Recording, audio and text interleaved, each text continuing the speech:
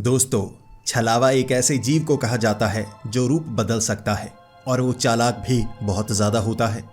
आप ही सोचिए, अगर आपका सामना एक ऐसे जीव से हो जाए जो रूप बदल सकता है और आपको भटकाने की हर कोशिश करेगा, क्या आप उस पर भरोसा कर पाएंगे? ज़्यादातर लोग तो यही सोचते हैं कि छलावे नहीं होते, भूत प्रेत नहीं होते, और ऐसी सोच के साथ आप एक छलावे का सामना कभी नहीं कर सकते। कुछ ऐसा ही हिमाचल प्रदेश के हमीरपुर शहर के पास हुआ था। लगभग 16 साल पहले वहां छलावे का आतंक हो गया था और उस छलावे को पकड़ने के लिए एक पुलिस वाले ने पहल की थी। आखिर उस पुलिस वाले को क्या क्या देखना पड़ा था, ये एक सच्ची घटना है जो आपको आज जानने को मिलेगी। तो दोस्तों, हेडफोन लगा लीजिए, कमरे की लाइट्स ऑफ कर लीजिए, क्योंकि ये वक्त हो रहा है डरने का। लगभग 16 साल पहले हिमाचल प्रदेश का एक शहर हमीरपुर, और वहां पर कार्यरत थे रघुनंदन जी। रघुनंदन एक कांस्टेबल थे और वहां पर पुलिस चौकी में वो काम किया करते थे। वहां कई कंप्लेंट आया करती थी, जैसा कि पुलिस स्टेशन में होता ही है। कई तरह की कंप्लेंट्स आती है, लोगों को परेशानियां होती हैं। कभी कभी चोर उचक्के या क्रिमिनल लोगों को पकड़ने का काम होता है, लेकिन कभी कभी कुछ ऐसी कंप्लेंट्स आई होती हैं जिन्हें सबसे पहले समझना होता है। मैं आपको बताऊं कि पुलिस वालों का काम करने का तरीका ऐसा है कि अगर आप अपनी कोई कंप्लेंट लेकर जाएंगे तो ऐसा नहीं है कि सीधा एफआईआर दर्ज हो जाएगी। पहले जानने की कोशिश होगी क्या घटना घटी है, क्या सच में कोई धारा लगती है जिससे एफआईआर बनाई जाए। तो ऐसा कुछ रघुनंदन किया करता था, जिसके पास कई कंप्लेंट्स आती थी। लेकिन पिछले कुछ समय से ऐसी कंप्लेंट्स आ रही थी जो वो सुनना नहीं चाहता था। उसे लगता था ये काफी बेतुकी सी कंप्लेंट्स है। हमीरपुर के आगे जाने वाले कुछ रास्ते जो कई गांव से होकर गुजरते थे, वहां पर कुछ ऐसी दुर्घटनाएं हो रही थी कि लोग परेशान हो गए थे। माना जाता था कि वहां पर एक छलावा है जो लोगों को नजर आता है, और जो भी वहां पर बाइक लेकर जाता है उसके साथ दुर्घटना हो जाती है। लेकिन अगर वो अपने साथ खाना लेकर जाए, वहां कहीं खाना रख दे, तो उसके साथ कुछ नहीं होता। और ये कंप्लेंट्स लेकर जब रघुनंदन के पास कुछ लोग आ रहे थे, शुरू में ही रघुनंदन ने कह दिया कि अगर सामने कोई कुत्ता आ जाता है, जानवर आ जाता है, तो पुलिस वाले उसमें ज्यादा कुछ नहीं कर सकते। एक बार जाकर हम देख सकते हैं कि किसके जानवर वहां पर खुले छूटे हुए हैं, लेकिन अगर वहां पर कुत्ते, बिल्ली ऐसा कुछ है तो हम उसे पकड़ थोड़े ना सकते हैं। ये पुलिस का काम नहीं है। आप वन विभाग वालों के पास जा सकते हैं, उनका यह काम होगा।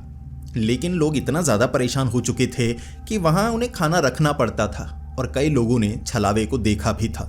इसके बाद अब ऊपर से दबाव पड़ने लगा, क्योंकि कई लोग थे जो एमएलए को जानते थे, कुछ मंत्रियों को जानते थे। तो ऊपर से दबाव डाला गया कि कुछ ना कुछ तो कीजिए, दुर्घटनाएं हो रही हैं। तो इसके बाद ये काम रघुनंदन को सौंपा गया कि रात के वक्त तुम वहां पर जाकर देखो क्या वहां चोर उचक्के हैं। लेकिन पिछले कुछ समय से कुछ लोग जो बाइक पर जा रहे थे, वहां पर लूटपाट की घटनाएं भी हुई थी। लेकिन लूटपाट में कोई सोने चांदी की चीज, कोई नोट वगैरह छीने नहीं गए, बल्कि खाने की चीजें छीनी गई थी या खाने की चीजें उठाई गई थी। इस तरह हुई घटना को अब पुलिस वाले समझ रहे कि चलो चोरी का मामला तो हो सकता है, लेकिन देखना पड़ेगा वहां पर सच में चोर उचक्के हैं, लुटेरे हैं।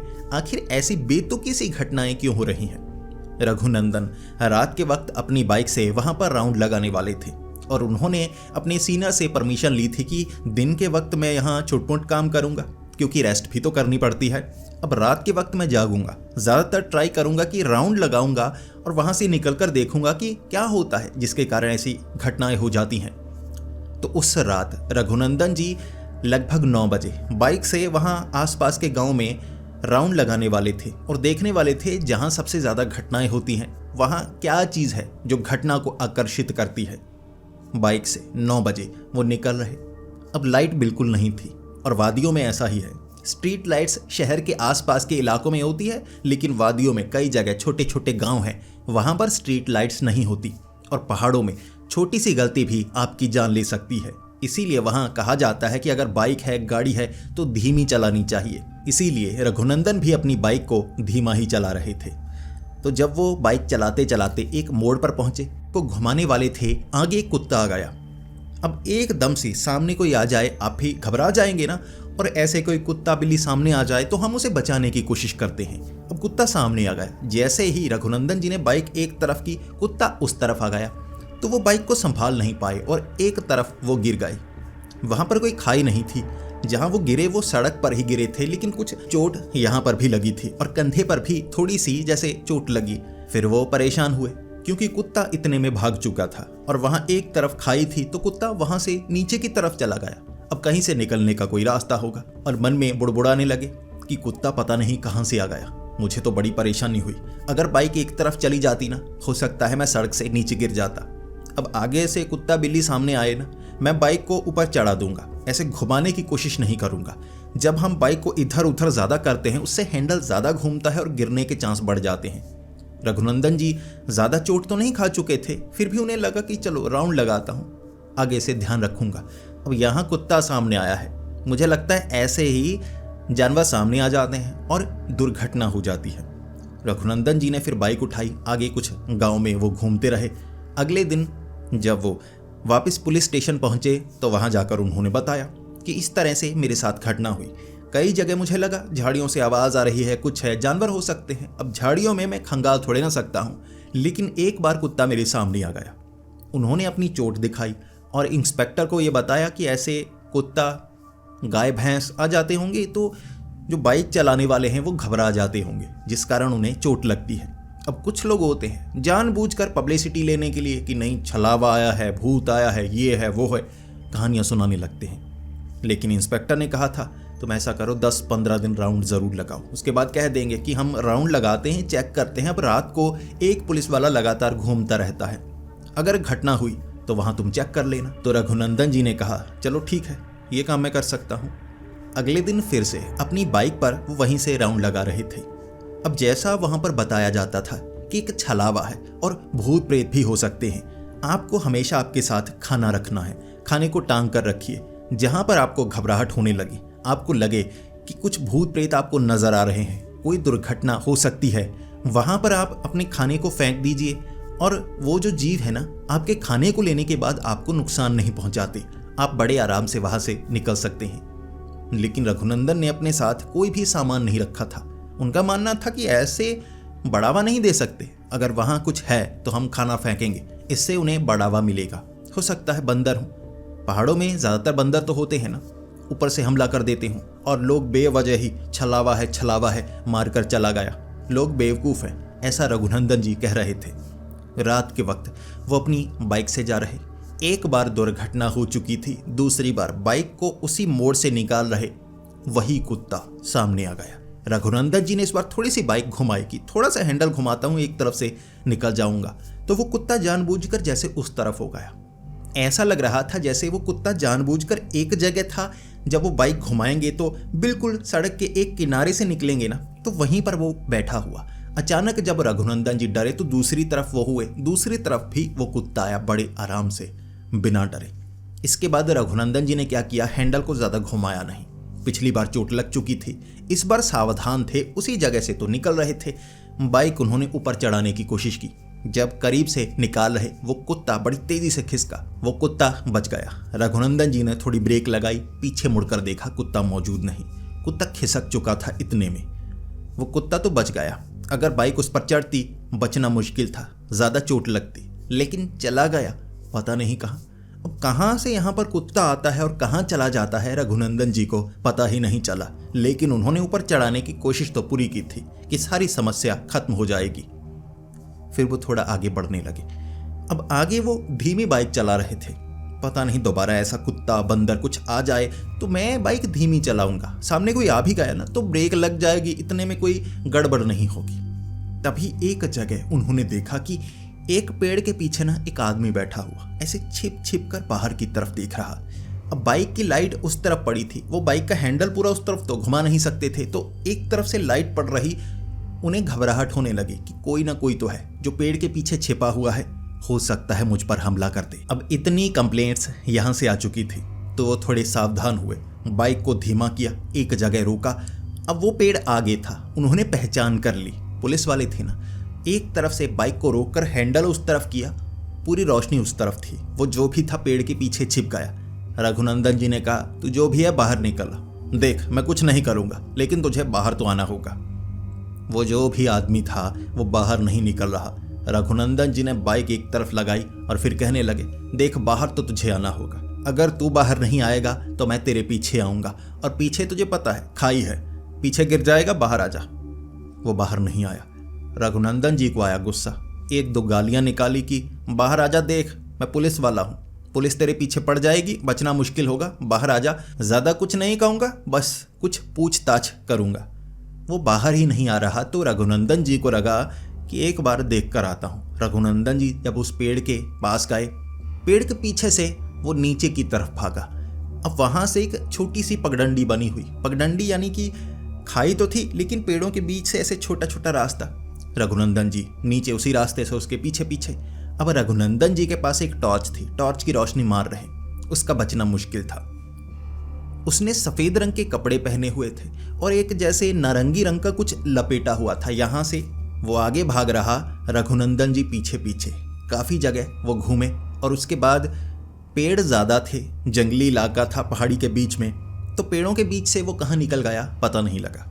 रघुनंदन जी मुंह में बुड़बुड़ करते रह गए, काफी गालियां निकाली कि तू बचेगा नहीं, अब पता लग गया है तू यहाँ पर है, दोबारा यहाँ नजर आया तो तुझे पकड़कर जेल में डाल दूंगा और पुलिस वाले अब तुझे ढूंढेंगे, तेरे घर आएंगे, मैंने पहचान कर ली तेरी, ऐसे वैसे धमकाने के लिए कि वो सामने आ जाए, मौका है तेरे पास, अब तुझे सज़ा कम होगी, बाद में पकड़ेंगे तो लंबी सज़ा होगी, कई सालों की होगी। ऐसे बहुत कोशिश की लेकिन वो कहीं से निकला नहीं। बुड़बुड़ करते रघुनंदन जी वापस आ गए। लेकिन अब उन्हें एक बात का पता लग गया था कि कोई ना कोई तो है जो पेड़ के पीछे छिप जाता है, और हो सकता है मेरी जगह और कोई साधारण इंसान होता, मग्न होता अपनी बातों में, उसे ध्यान न पड़ता और ये उस पर हमला कर देता। यही वारदात यहाँ पर हो रही है। अब रघुनंदन जी को पक्का हो गया था ये किसी जानवर का काम नहीं है। वो कुत्ता तो इधर उधर से वैसे ही आ जाता है, लेकिन ये है जो सारी मुसीबत की जड़ है, छिप कर कोई हमला करता है। ये तो किसी को मार भी सकता है। अब यहाँ पर ध्यान देना होगा। उसके बाद काफ़ी राउंड लगाए रघुनंदन जी ने उस रात। अगले दिन पुलिस स्टेशन में उन्होंने बताया सबको कि ऐसे ऐसे हुआ। तो सीनियर इंस्पेक्टर ने कहा तुम वहाँ राउंड लगाते रहो, पकड़ने की कोशिश करो। अगर तुम्हें लगता है कि खास जगह है जहाँ पर ऐसे चोर लुटेरे छिपकर रहते हैं या वारदात हो सकती है, तो तुम और पुलिस वालों को ले जा सकते हो। रघुनंदन जी ने कहा नहीं नहीं और नहीं, एक बार मैं फिर से जाकर आऊँगा। लगा वो पतला सा अकेला था, भागा ऐसे कि उसे समझ में आ गई थी कि पुलिस वाला हूँ और मैंने धमकी दी है, अब वहाँ शायद वारदात ना हो। लेकिन दिन के वक्त वहाँ किसी जानवर के आने के कारण किसी आदमी के साथ हादसा हुआ था। ज़्यादा बड़ा नहीं, कुछ चोट लगी थी ऐसे कंधे पर, घुटने में, तो वहाँ पर भी पुलिस गई थी। चोट के कारण दुर्घटना हुई है तो पुलिस वाले पहुँच जाया करते थे। रात के वक्त रघुनंदन जी वहाँ पर बड़े चौकन्ने थे। इस बार उन्होंने अपने साथ वो डंडा भी रखा हुआ था कि अगर सामना हो गया ना, इससे मुकाबला करूँगा। फिर से वहाँ से बाइक निकाल रहे। पहले उन्होंने उसी मोड़ से निकाला, बड़े धीमे करके बाइक को निकाला और देखा यहाँ कुत्ता तो नहीं। उन्हें एक जगह बैठा हुआ कुत्ता नजर आया, वही कुत्ता जैसे उस खास जगह पर रहता हो, लेकिन इस बार जैसे उसे समझ में आ गई थी। वो एक कॉर्नर में बैठा हुआ।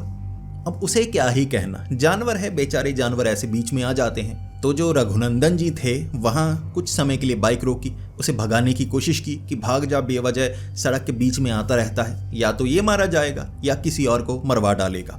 लेकिन वो कुत्ता वहीं पर बैठा रहा। कुछ समय बाद नीचे की तरफ चला गया। अब कुत्ते का रघुनंदन जी क्या कर सकते थे, तो उन्होंने वहाँ से बाइक निकाली। काफ़ी समय वो बाइक चलाते रहे।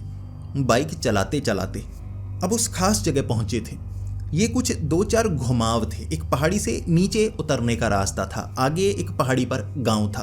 अब नीचे उतरने वाला वो रास्ता काफ़ी ज़्यादा सुनसान था और यहाँ पर दुर्घटनाएं बहुत ज़्यादा होती थी और यहाँ मान्यता भी सबसे ज़्यादा थी कि खाना छोड़कर जाओ। लेकिन रघुनंदन जी खाना लेकर कभी नहीं आते थे। उनका मानना था ऐसे खाना थोड़े ना देंगे, जानेंगे चोर लुटेरे कौन है, दुर्घटना क्यों होती है। बाइक निकाल रहे, कुछ पेड़ों को देखा। अब यहाँ इतने पेड़ थे, पहचान नहीं हो पा रही कि कल किस पेड़ के पीछे छिपा हुआ वो आदमी देखा था। ऐसे ही निकलते निकलते उन्होंने एक पेड़ के पीछे छिपकर बाहर की तरफ देखता हुआ एक आदमी देखा। उन्हें पता लग गया कि यहाँ वो छिपा हुआ है, लेकिन उन्होंने बड़े ध्यान से बाइक निकाली आगे की तरफ। आगे एक जगह बाइक रोकी और जल्दी से डंडा लेकर उस तरफ भागे। उसे पता लगने ही नहीं दिया। जैसे ही भागे वो भी नीचे की तरफ भागने लगा। अब कपड़े उसने काले रंग के पहने थे, सफ़ेद रंग का यहाँ पर कुछ जैसे कपड़ा बांधा हुआ। अब पीछे पीछे रघुनंदन जी। वो भागता भागता एक पेड़ के ऊपर चढ़ गया। जैसे ही वो पेड़ के ऊपर चढ़ा, रघुनंदन जी को एक चीज का पक्का हो गया, अब कहीं और नहीं भाग सकता। अब वहां छोटी छोटी झाड़ियां थी। जिस पेड़ पर वो चढ़ा था ना, वो अकेला पेड़ था, बहुत ज्यादा ऊंचा। अब अगर उस पेड़ से वो भागना चाहता तो एक ही रास्ता था, पेड़ से नीचे उतरना पड़ता। अब नीचे पेड़ के रघुनंदन जी खड़े हो गए, ऊपर की तरफ टॉर्च मार रहे। वो पत्तियों के पीछे से अपना चेहरा छिपा रहा। रघुनंदन जी ने कहा, अब चेहरा छुपाने से कुछ नहीं होगा, देख तुझे छोड़ूंगा नहीं। इतना सा है तो पतला तीली जैसा, आराम से पकड़ लूंगा। खुद नीचे आ जा, देख तुझे मारूंगा नहीं। वो आदमी नीचे नहीं उतर रहा। रघुनंदन जी गालियां दे रहे, धमकी दे रहे और फिर कह रहे, नीचे उतरा, देख तुझे मैं जेल जाने नहीं दूंगा, लेकिन तुझे सब कुछ कबूल ना होगा। यहां छिपकर तू क्या करता है? क्या तू जवाब देगा? जबान है तेरी या गूंगा है? कुछ बोल क्यों नहीं रहा? लेकिन उसने कोई जवाब नहीं दिया, जिसके बाद रघुनंदन जी को आने लगा गुस्सा। अब यहां से किसी और को लेकर आ नहीं सकते थे। यहां से जाते वो भाग जाता उतरकर। तो रघुनंदन जी को लगा, मैं पेड़ पर चढ़ता हूं, उतरना तो ऐसे होगा और डंडे को ऐसे पकड़ूंगा, अगर ये नजदीक आए मैं डंडा मारूंगा, ऊपर से नीचे गिरेगा, चोट ज्यादा लगेगी। रघुनंदन जी पहली डाली पर चढ़कर ऊपर पहुंचे और कहने लगे, देख आराम से ऊपर मैं पहुंच जाऊंगा, तू बहुत ज्यादा ऊपर है, छलांग लगाएगा, चोट ज्यादा लग जाएगी। मैं ऊपर आ रहा हूं, खुद ब खुद नीचे आ जा। वो कुछ नहीं बोल रहा, पत्तियों के पीछे सर छिपाए जा रहा। रघुनंदन जी कह रहे, चेहरा तो मैं देख लूंगा बच्चे, जाने तो मैं दूंगा नहीं। वो जवाब नहीं दे रहा। अब रघुनंदन जी को गुस्सा आ रहा। थके हुए थे, भागे थे, एक घबराए हुए थे, अनजान सी जगह है, लेकिन उसे पकड़ना है, अब जाने नहीं देना है। फिर रघुनंदन जी डालियों पर चढ़ते चढ़ते ऐसे डंडा दिखाते हुए, वो तो बिल्कुल शिखर पर पहुंचा हुआ। पतली पतली डालियां थी ऊपर, ऐसी पतली डालियों पर कोई पतला इंसान ही बैठ सकता है। वो पतली डाली पर बैठा हुआ, वो टहनी थी ऐसे ऐसे हिल रही थी। रघुनंदन जी किसी तरह पकड़ पकड़ कर ऊपर की तरफ जा रहे कि तुझे छोड़ूंगा नहीं, आजा आजा।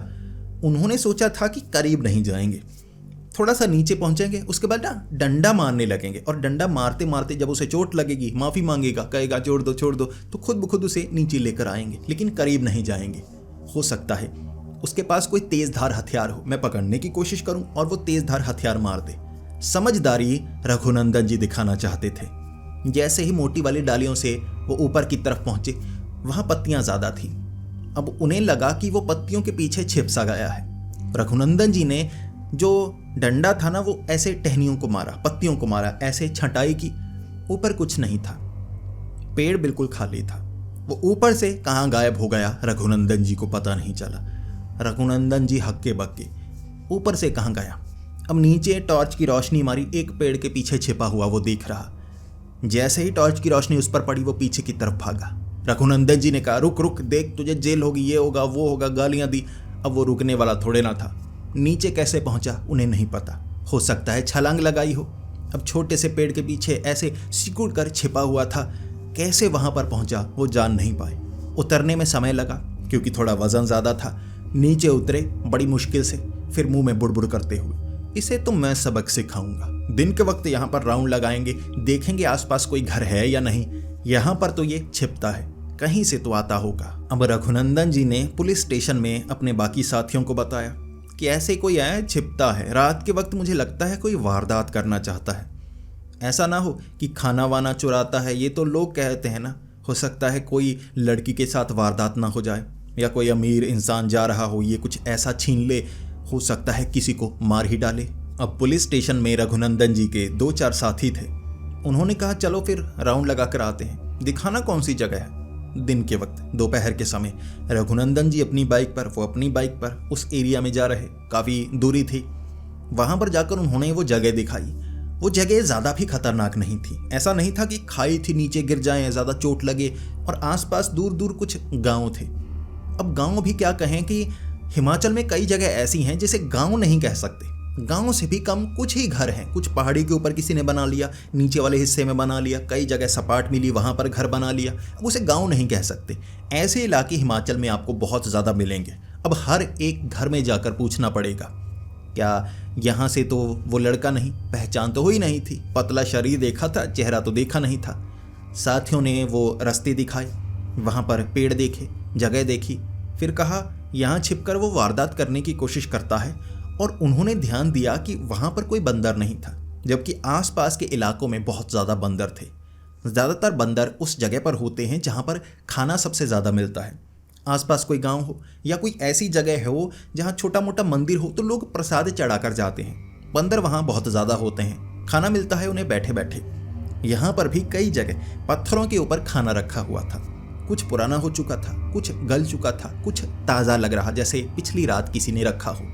लेकिन वहाँ पर बंदर मौजूद नहीं, कौवे मौजूद नहीं, पंछी भी बहुत कम थे जो कि डालियों पर बैठे हुए। अब खाना ज़्यादा मोटा या बड़ा था, छोटी चिड़िया इन खाने को खा नहीं सकती थी। वो पुलिस वाले देखते देखते वहाँ से निकले, कई जगह की पहचान की कि रात को यहाँ ध्यान से आना। इसके बाद रघुनंदन जी उस रात फिर से तैयारी में आए थे कि छोड़ूंगा नहीं। अब पेड़ के ऊपर से कहाँ चला गया पता नहीं चला। रात के वक्त रघुनंदन जी उसी जगह से गुजर रहे। पहले मोड़ पर कोई कुत्ता नजर नहीं आया। वहां बड़े ध्यान से बाइक चलाई, आगे वाली सुनसान जगह पर धीमी कर ली बाइक। एक जगह पर बाइक ही रोक ली जहां उन्हें लगा कि ये वाला पेड़ था, यहां से नीचे जाने का रास्ता है, आगे कुछ घर होंगे ऊपर वाली पहाड़ियों पर। तो वहां पर बाइक रोककर वो देखे जा रहे इधर उधर। फिर आवाज बिल्कुल नहीं की। वो भौचक्का करना चाहते थे सामने वाले को, आखिर ये छिपकर करता क्या है। वहां कुछ समय बिताया, फिर बाइक लेकर आगे जाने वाले थे। तभी एक जगह से निकलते वक्त उन्हें आवाज सुनाई दी। पेड़ों के पास से पत्तों के हिलने की आवाज थी। हो सकता है ये वही आदमी हो सकता है कोई और हो, जानवर हो। लेकिन उन्होंने बाइक रोकी। अब बाइक को ऐसे सीधा कर लिया, उस तरफ बाइक की लाइट पड़ रही, वहां से पत्तियां कुछ हिल रही। ऐसा लग रहा था जैसे उस पेड़ के पीछे कोई छिपा हुआ हो। अब जो रघुनंदन जी थे बाइक से चाबी निकाल लिया करते जहां पर भी बाइक लगाया करते थे, लेकिन अब उसे पकड़ना था। उन्हें लगा ऐसे में बाइक की रोशनी उस तरफ मारूंगा तो बिल्कुल साफ साफ दिखता रहेगा। टॉर्च की रोशनी से ज्यादा बाइक की रोशनी होती है। बाइक से चाबी नहीं निकाली, बाइक ऑन ही थी, स्टैंड लगाया, उस तरफ रोशनी मारी और चलकर जाने लगे। देखो कौन है, जो भी छिपा हुआ है बाहर आ जाए। कुछ आवाज हुई, जैसे वो एक तरफ जा रहे हैं, जो भी है वो छिपकर इधर को आ रहा है। जानवर भी हो सकता है, बंदर भी हो सकता है, वो आदमी भी हो सकता है। हर रोज छिपा होता है वारदात करने के लिए। कई लोगों के साथ यहाँ दुर्घटना हो चुकी थी। कुछ गिरते, कुछ से सामान छीना जाता, ज्यादातर लोग तो खाना ही रख जाते, तो बहुत समय वारदात नहीं भी होती। लेकिन छिपा हुआ ये आदमी जैसे हर बार उन्हें दिखने लगा था। रघुनंदन जी ने काफी आवाज लगाई, जो भी पीछे छिपा हुआ वो बाहर नहीं आया। फिर रघुनंदन जी पेड़ के पास गए। जैसे ही पेड़ के पीछे से हाथ मारे ना, कोई नीचे की तरफ भागा। लाइट पड़ी, उसने अजीब से कपड़े फटे हुए पहने हुए, ऐसे सफेद कोई कपड़ा ऐसे लपेटा हुआ। रघुनंदन जी कहने लगे, आज नहीं छोड़ूंगा बच्चे, आज नहीं। डंडा पीछे से ऐसे छोड़कर मारा। अब उसके वो डंडा पीठ पर लगा, वो और तेज हो गया। डंडा तो नहीं उठा पाए रघुनंदन जी, क्योंकि वहां झाड़ियों में गिर गया था। ढूंढते समय लगता तो पीछे भागते रहे। अब नीचे पहाड़ी से उतारा उसने। आगे एक सूखी हुई नदी थी, वहां पर और भी कई घर बने हुए। कुछ पुराने घर थे। कई लोग ऐसे होते हैं घर बनाते हैं फिर वहां रहते नहीं। एक ऐसा घर था। थोड़ा चढ़ने के बाद रघुनंदन जी को सांस चढ़ गई, लेकिन वो पीछा करना छोड़ नहीं रहे थे। पीछे भागते रहे। भागते भागते वो उस घर के करीब गए और वो जो आदमी था ना, भागते भागते घर के ऊपर चढ़ गया। अब उस घर से भागने का कोई रास्ता नहीं था। एक था सीढ़ी चढ़कर, दूसरी तरफ तो पहाड़ी के चढ़ गए थे ना, तो नदी वाले वो सूखी नदी के नीचे गिरते ना। 60 से 70 फुट की ऊंचाई तक वो पहुंच गए थे। यहां से कोई गिरता तो चोट लगती। और ऐसा नहीं था नीचे झाड़ियां थी ज्यादा, कुछ पेड़ थे, सूखा हुआ घास था और बड़े बड़े पत्थर। जो पहाड़ों में नदियों में सूखे बड़े बड़े पत्थर होते हैं ना, वो काफी खतरनाक होते हैं। आप उस पर छलांग नहीं लगा सकते, पैर फिसलेगा, हड्डी टूटेगी, कुछ भी हो सकता है। वहां पर रघुनंदन जी ने आवाज लगाई, देख तू जो भी है बच तो सकता नहीं। मुंह को हाथ से ढकने की कोशिश कर रहा है, कपड़े से ढकने की कोशिश कर रहा है, बचेगा नहीं। नीचे आ जा, इतने दिनों से पकड़ने की कोशिश कर रहा हूं, तू बचेगा नहीं। जैसे ही रघुनंदन जी भी ऊपर वाली मंजिल पर पहुंचे, वो छत के कोने में जा रहा। रघुनंदन जी ने कहा, अब छिप नहीं सकता। वो खड़ा नहीं था, बल्कि घुटनों के पीछे अपना मुंह छिपाने की कोशिश कर रहा, पैरों को ऐसे ऐसे करता हुआ। रघुनंदन जी धमकी देने लगे, तू बचेगा नहीं, देख उम्र कैद कराऊंगा तुझे मैं फांसी करवा दूंगा। कहूंगा इतने लोगों को तूने मारा है, आजा सामने, देख मैं बचा लूंगा तुझे। सीधे खुद ब खुद मेरे हाथ में आजा। मैं कुछ नहीं करूँगा, और अगर तेरे पास कोई नुकीली चीज़, तेज़ धार चीज़ है, फेंक दे, बाद में मत कहना तुझ पर और धाराएं लगेंगी, मैं तुझे बहुत कड़ी सज़ा दिलवाऊंगा। सोच ले, आराम से आ जा, खुद हार मान ले। उसके बाद वो जो भी आदमी था ना, छत से उसने छलांग लगा दी। वहाँ 70 से 80 फुट नीचे वो गिरा था, और वहाँ टॉर्च से नीचे की तरफ रोशनी मार रहे, बीच में कई पेड़ आते थे, पेड़ों के बीच से सूखी हुई नदी के बीच में गिरा होगा वो। रघुनंदन जी ऊपर से ही, उसने कोई आवाज़ नहीं लगाई, न चीखा न कुछ, बस डर कर नीचे छलांग लगा दी। रघुनंदन जी सर पर हाथ मार रहे, अरे यार इतना डर गया, अब पकड़ना ही चाहता था, मैं कौन सा डराना चाहता था, बार बार छिपता है, कोई भी हो सकता है। यार बहुत ज़्यादा डर गया, ये तो गड़बड़ हो गई यार, कोई मुसीबत ना हो जाए। लेकिन इसमें मेरी गलती नहीं है, मैं अपना काम कर रहा था, कोई धक्का वक्का नहीं दिया, मैं बस डरा रहा था ताकि वो खुद ब खुद आ जाए, बड़ी मुश्किल से पकड़ा है, अब मैं क्या करूं। उसके बाद जो रघुनंदन जी थे वहीं से निकले। अब जहाँ पर उसने छलांग लगाई थी, पेड़ के एक तरफ, घर के एक तरफ, अब निकलने का रास्ता इस तरफ से। रघुनंदन जी वहाँ से निकले, सड़क पर पहुँचे, और वहाँ से पुलिस स्टेशन। रात का वक्त था, कुछ पुलिस वाले पुलिस स्टेशन में मौजूद थे। वहाँ उन्हें बताया ऐसे, उन्होंने कहा कुछ घंटे में चलते हैं, सर आने वाले हैं। 3 से 4 घंटे बाद वहाँ पर पुलिस वाले आए, और लगभग 3 से 4 बजे के करीब वहाँ पर पुलिस वाले पहुँचे। 8 से 10 पुलिस वाले थे। अब रघुनंदन जी कह रहे थे लाश मिलेगी नीचे, बहुत नीचे गिरा है, मैंने ढूंढने की कोशिश तो की, नीचे कुछ घूमा था, लेकिन जगह काफ़ी खतरनाक थी। अब ऐसे जहाँ पगडंडी भी मौजूद ना हो, वहाँ पर मैं इसे ढूंढ नहीं सकता। कुछ समय मैंने इंतज़ार किया था, रघुनंदन जी रुके थे कि कहीं से कोई आवाज़ आ जाए, पता मैं कर नहीं सकता। फिर वो बाहर आ गए, खतरा हो सकता था, रात का वक्त था, कई पुलिस वाले थे, अंधेरा था, ढूंढने की कोशिश की, ढूंढ नहीं पाए। दिन का वक्त हुआ, ढूंढने की कोशिश की, ढूंढ नहीं पाए। वहाँ पर कुछ ऐसा था ही नहीं, कहीं कोई खून का निशान हो, कहीं कोई कपड़ा हो। ऊपर से जहाँ उसने छलांग लगाई, अच्छे से नीचे देखा, नीचे एक टहनी तक टूटी नहीं थी। वो नीचे गया और गायब हो गया। हो सकता है मरा ना हो, चोट लगी हो और कहीं से निकल गया, हो सकता है उसका कोई साथी हो। अब इंस्पेक्टर साहब भी वहाँ पर मौजूद थे। रघुनंदन जी ने कहा कि था तो यहीं, कुछ बातें हुई कि ऐसे चोट लगी है, तुमने ध्यान तो दिया था ना, तुमने ऐसे ज़्यादा तो नहीं डराया। रघुनंदन जी ने कहा बस मैं तो धमकी दे रहा था कि जेल में जाओगे, आत्मसमर्पण कर दो तो तुम्हें सज़ा कम होगी, ऐसे मैंने कहा था। वो ज़्यादा डर गया, लेकिन नीचे वो मौजूद नहीं, लाश मौजूद नहीं। तो इंस्पेक्टर ने कहा कि तुम ऐसा करो, रात के वक्त ना तुम अकेले मत रहना, अब किसी साथी को अपने साथ लेकर जाओ, कुछ दिन और हैं, ऐसे तुम राउंड लगाते रहो, उसके बाद लोगों में ये डर थोड़ा कम हो जाएगा कि पुलिस वाले घूमते रहते हैं, डर की कोई बात नहीं है। इसके बाद रघुनंदन जी उस रात अपने एक साथी के साथ थे। साथी के साथ समय आसानी से कट रहा, दोनों बातें करते हुए। रघुनंदन जी ने उसी मोड़ से घूमते हुए दिखाया, यहाँ पर वो कुत्ता होता है। अब वहाँ से निकल रहे, कुत्ता मौजूद नहीं था। वहाँ आगे पहुँचे, जैसे ही एक जगह पहुँचे, वहाँ से काफ़ी दूर जहाँ वो आदमी नज़र आया करता था, वहाँ उन्हें वो कुत्ता नज़र आया। जैसे ही वो कुत्ता नज़र आया, एकदम बाइक रोक ली रघुनंदन जी ने।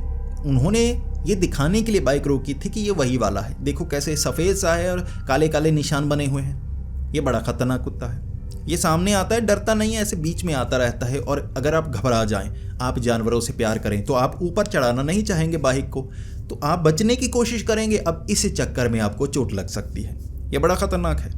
ऐसे दिखाया, फिर बाइक लेकर वहाँ से निकलने लगे। जैसे ही निकलने लगे, अब वो कुत्ता पीछे मौजूद नहीं था, लेकिन एक तरफ पेड़ के पास उन्हें कोई आदमी नज़र आया। अब जैसे पेड़ के पीछे से झांक रहा, जैसे ही झांक रहा उन्हें नज़र आया, उन्होंने बाइक रोकी और रघुनंदन जी ने कहा कौन है पीछे, जो भी है बाहर आ जाए। अब वो बाहर नहीं आया, पेड़ के पीछे चिप गया। रघुनंदन जी ने अपने साथी को आवाज़ लगाई, यही है, यही है यार, यहाँ गड़बड़ है, छिप छिप कर कोई रहता है, छिप छिप कर लोग रहते हैं, क्या है।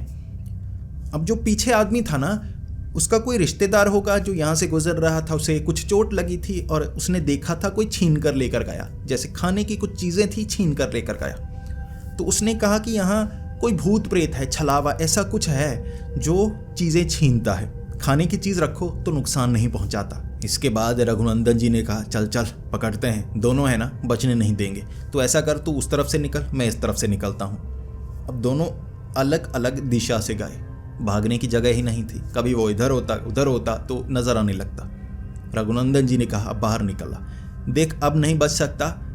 अगर तू वही है जिसने छलांग लगाई थी, चोट लगी होगी, बच्चे बाहर आ जा, ऐसे यहाँ छिप छिप कर लोगों को मत डरा। वो डरा नहीं, ना कुछ बोला, वहाँ से जल्दी से भागने लगा। जैसे ही वो भागा, अब ये दोनों हट्टे कट्टे थे, दो लोग थे तो अलग अलग दिशा से पकड़ सकते थे। अब ये और जगह थी, यहाँ से नीचे उतरने का अलग सा रास्ता था, तो यहाँ झाड़ियों के बीच से वो भाग रहा। ये दो जन थे, दोनों अलग अलग दिशा से पीछे जाते गए। अब एक ऐसी जगह वो पहुँचे, वहाँ नीचे कुछ घर बने हुए, दीवारें बनी हुई। अब उस जगह पर वो आदमी एक दीवार के पास गया, उसे लगा था वो भाग पाएगा। दीवार ज़्यादा ऊंची थी, दीवार होगी कोई 12 फुट, पहले घर होगा। अब ऊपर से छत टूट चुकी थी, तो भागने का कोई रास्ता नहीं, ना इधर से ना इधर से। वो आदमी गया, देखने लगा कैसे चढ़ूं। अब दोनों आ गए वहाँ पर, उसे घेर लिया। रघुनंदन जी ने कहा, देख तू अब तो भाग नहीं सकता, अब बता कहाँ भागेगा? छलांग लगाएगा? क्या हवा से हल्का है, छलांग लगाकर बच जाता है? कैसे गिरता है पता नहीं लगता। अब नहीं बचेगा। देख, इतनी बार मैंने तुझे कह दिया था, आत्मसमर्पण कर दे, बता दे यहाँ छिपकर क्यों रहता है, क्यों वारदात करता है। अब रघुनंदन जी उसे डरा रहे थे कि तू चोरी करता है, तू लोगों को मारता है, ये है वो है, ताकि डर कर कुछ तो कहेगा ना, वो मैं नहीं करता, मैं बस ये करता हूँ। वो जवाब नहीं दे रहा। दूसरी तरफ रघुनंदन जी का वो साथी था, वो भी कह रहा, अब इसका बचना असंभव है, ये जो भी है अब बच नहीं सकता। रघुनंदन जी जैसे ही आगे बढ़ने वाले थे, उनका साथी वहीं पर, दो गवाह जिन्होंने जो देखा वो ऐसा था कि कोई यकीन नहीं करता। वो बड़ी दीवार थी, दोनों तरफ वो, भागने का कोई रास्ता नहीं। वहाँ दीवार के नीचे जैसे घर के अंदर से गंदा पानी निकालने वाला छोटा सा पाइप होता है ना, तो नीचे भी एक छेद था जहाँ छोटा सा पाइप लगा हुआ, वो पाइप इतना होगा। अब वो आदमी जो था ना, 5.5 फुट से 6 फुट के बीच था, पतला काफ़ी ज़्यादा था। वो ज़मीन पर बैठ गया, घुटने आगे की तरफ कर दिए, मुंह छिपाने की कोशिश कर रहा। रघुनंदन जी ने कहा, ऐसे तू छिप नहीं सकता, लाइन पूरी भी नहीं हुई कि तू छिप नहीं सकता। उसने अपना पैर ना पाइप के बीच में फंसाया, दूसरा पैर पाइप के बीच। रघुनंदन जी देख रहे ये कर क्या रहा है, दीवार के साथ सटे जा रहा है, और उनका साथी भी देख रहा। वो कुछ बोल नहीं पाया, तो पैर बीच में फंसाए, धड़ फंसाए और खींच कर निकल गया। जैसे कोई बिल्ली हो जो बहुत पतली हो, अब बिल्ली छोटी सी जगह से ऐसे निकल जाती है, वो भी इतनी पाइप के बीच से निकल गया, और दीवार के पीछे से भागने की आवाज़ आई थी। ये आवाज़ सुनकर दोनों घबरा गए। वहाँ पर खड़े थे, दोनों देख रहे, एक दूसरे को देखकर उन्हें डर लगने लगा कि ये क्या चीज़ देखी है। तब दोनों को यकीन हुआ कि ये कोई इंसान तो हो नहीं सकता, इतने कंधे होते हैं, इतनी छोटी जगह से कोई निकल नहीं सकता। और वो चेहरा दिखा नहीं रहा था, उसका चेहरा भी काफ़ी ज़्यादा अजीब सा था, बाल एक तरफ से या यहाँ पर बाल आए हुए मुंह के कि ढका हुआ था उसने अपना चेहरा। भाग गया तो दोनों घबराए। उसके बाद दोनों पीछे की तरफ भागे। जैसे ही बाइक के पास आए, उन्हें वो आदमी फिर से पेड़ के पीछे से झांकता हुआ नजर आया, लेकिन अब दोनों में हिम्मत नहीं थी। रात का वक्त था, ऐसी घटना हुई थी, उन्हें लगा ये पकड़ में तो आता नहीं। अब समझ में भी आ गया क्यों, ये बचकर निकल कैसे जाता है। जब वो घुटनों के पीछे गया था ना, उसका रंग जैसे काला हो गया था, एक बिल्ली की तरह छोटा सा होकर बीच से वो निकल गया था। बाल बाल थे, शरीर जैसे बहुत पतला हो। दोनों समझ गए ये इंसान नहीं, ये वही है जिसकी कहानियां सुनाई जाती हैं, छलावा। और आखिरी बार बाइक वहां से निकालते वक्त अब उन्हें नहीं पता कि उस आदमी ने वो रूप बदला या नहीं। बाइक जब तक वो भगा पाते, पेड़ के पीछे से कुत्ता चलता हुआ बाहर आया था। ये भी समझ में आ गया उन्हें, यह छलावा है जो रूप बदलकर दुर्घटना करता है। खाना खाता है या क्या करता है, क्योंकि छलावा धन संपत्ति सोने चांदी की चीज़ें, अब इन चीज़ों का मोह तो रखता नहीं। ऐसा जीव जिसे सिर्फ खाने की ज़रूरत हो, कोई शैतानी जीव जिसे माना जाता है, खाने पीने की चीज़ें ही चाहेगा ना, या कुछ बुरा करना चाहेगा। लूट पाट थोड़े ना करेगा। यहाँ लूट पाट नहीं होती थी, खाने का सामान छीना जाता था, खाने का सामान रखा जाता तो उसके साथ कुछ नहीं होता, दुर्घटना कभी कभी होती। जैसे ऐसा जीव जो खाना ही खाना चाहता था। उन्हें समझ में आ गया, छलावा रूप बदलने वाला छलावा। उसके बाद दोनों ने पुलिस स्टेशन में ये बताया, लेकिन कोई यकीन नहीं कर रहा। अब एक पुलिस वाला अगर ये कहेगा तो बाकी उसे पागल ही कहेंगे ना कि छलावा है, ऐसा है, वैसा है। तो दोनों को लगा कि ये बात अब किसी को बताएंगे नहीं, लेकिन इतना कहेंगे कि रात को राउंड लगाएंगे, उसके बाद वहाँ देखेंगे कि क्या चीज़ है, वहाँ कोई दुर्घटना ना हो, हम इस चीज़ का ध्यान रखेंगे। राउंड लगाया उन्होंने, इस बार खाने की चीज़ रखते हुए। अब खाने की चीज़ रखते वहाँ उन्हें वो आदमी नज़र आता, कभी किसी जगह कभी किसी जगह। उन्होंने रूप बदलते देखा उसे, उसी पेड़ के पीछे वो आदमी था ना। उन्होंने रुककर कुछ खाने की चीज़ें रखी तो देखा कुत्ता बाहर की तरफ आया, खाने की वो चीज़ें खाने के लिए। वो जानते थे ये छलावा है जिसे पकड़ा नहीं जा सकता। इंसान को पकड़ सकते हैं, रूप बदलने वाले ऐसे जीव को थोड़े ना, जो जानवर बन सकता है, इंसान बन सकता है, कोई यकीन भी नहीं करेगा। पकड़ा नहीं जा सका और लगभग 4 से 5 महीने वहाँ पर लोगों के साथ ऐसा कुछ हुआ और उसके बाद वैसी घटना कभी नहीं हुई। खाना रखो या ना रखो, वो जैसे वहाँ से चला गया। कहाँ गया किसी को नहीं पता, लेकिन वहाँ वैसी घटना नहीं हुई। हो सकता है मर गया हो सकता है जिंदा हो, कहीं और चला गया हो। अब हमीरपुर के पास के इलाके में आज भी वो कहानियाँ सुनाई जाती हैं जो कि लगभग 2007 या 2008 में सुनाई जाती थी कि वहाँ पर एक छलावा नजर आया करता था। दुर्घटना होती थी, कुत्तों का झुंड आ जाता था, एक कुत्ता आता था। आपको वहाँ पर कई कहानियाँ सुनने को मिलेंगी, लेकिन एक छलावा था, ये बात हर कोई मानता है। तो दोस्तों, आपको ये कहानी कैसी लगी? अगर आपको ये कहानी पसंद आई हो तो उसे लाइक और शेयर करें। ऐसी ही कहानियाँ सुनने के लिए हमारे इस चैनल को सब्सक्राइब करें। तो मिलते हैं अगली वीडियो में, तब तक के लिए डरते रहें।